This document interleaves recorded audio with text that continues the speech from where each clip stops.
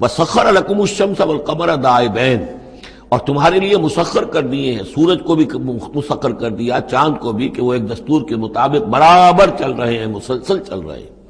وَسَخَّرَ لَكُمُ اللَّيْلَ وَالنَّهَارَ، اور مسخر کر دیا تمہارے لیے رات کو اور دن کو۔ اب یہ تمام چیزیں جو ہے اس لیے گنوائی جا رہی ہیں کہ یہ تمام جو قواعد طبیعہ ہیں یا اجرام فلکیاں ہیں،